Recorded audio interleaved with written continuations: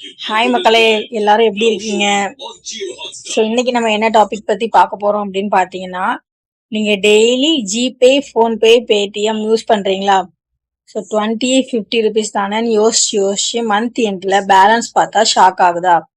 So video ஃபுல்லா பாருங்க. UPI use பண்ணியும் எப்படி சேவ் பண்ணலாம்னு ஸ்டெப் பை ஸ்டெப்பா சொல்றேன். ஸோ யூபிஐ ப்ராப்ளம் என்னன்னா, யூபிஐ ரொம்ப ஈஸி தான். பட் ஆனா யூபிஐல நம்ம பே பண்ணும்போது அவ்வளவா மணி போற மாதிரி நமக்கு தெரியறது இல்ல. ஆனா நம்ம டீ, ஸ்நாக்ஸ், ஆன்லைன் ஆர்டர் இந்த மாதிரி சின்ன சின்ன அமௌண்ட் தான் பெரிய ப்ராப்ளம் மந்த் எண்ட்ல கிரியேட் பண்ணுது. ஸோ அதுக்கு நீங்க டெய்லி யூபிஐ லிமிட் செட் பண்ணணும்.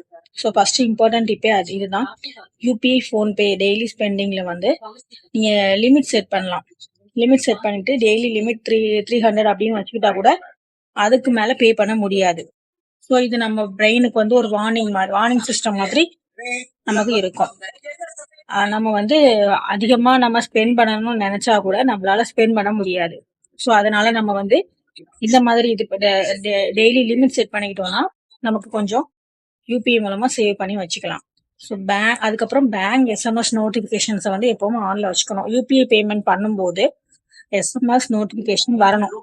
ஸோ ஆப்ல இருந்து காசு போகும்போது நம்ம பார்க்கும்போது மைண்ட்ல ஆட்டோமேட்டிக்கா இவ்வளவு காசு போகுதா அப்படிங்கறது நமக்கு ஒரு இன்டிமேஷன் கொடுக்கும்.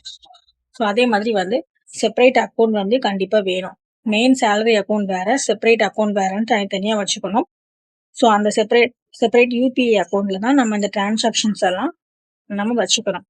அதே மாதிரி கேஷ் யூஸ் பண்ணி நம்ம யூபிஐ இல்லாம கேஷ் சில சில இடங்களுக்கு நம்ம யூஸ் பண்ணிக்கணும். அது என்னதுன்னா small shops, tea shops, daily expense அந்த மாதிரி. ஸோ இன்னொரு விஷயம் என்னதுன்னா, சில ஆப்ல கேஷ்பேக் கொடுக்குறோம், ஸ்கிராட்ச் கார்டு யூஸ் பண்ணுங்க அப்படின்னு சொல்லி நிறைய ஆஃபர்ஸ் சொல்லுவாங்க.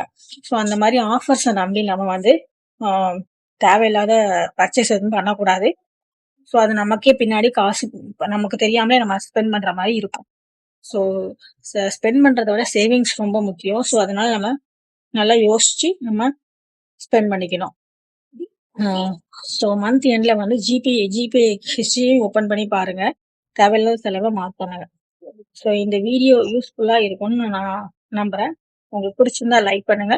யூபிஐ ரொம்ப யூஸ் பண்ற ஃப்ரெண்ட்ஸ்க்கு ஷேர் பண்ணுங்க. இன்னும் மணி சேவிங்ஸ் டிப்ஸ் பத்தி நிறைய வீடியோஸ் உங்களுக்கு வேணும்னா சப்ஸ்கிரைப் பண்ணுங்க. நீங்க டெய்லி எவ்வளோ யூபிஐ செலவு பண்றீங்கன்னா கமெண்ட்ல சொல்லுங்க. தொடர்ந்து சப்போர்ட் பண்ணுங்க. நான் நெக்ஸ்ட் வீடியோல மீட் பண்றேன். தேங்க்யூ மக்களே. தேங்க்ஸ் ஃபார் வாட்சிங்.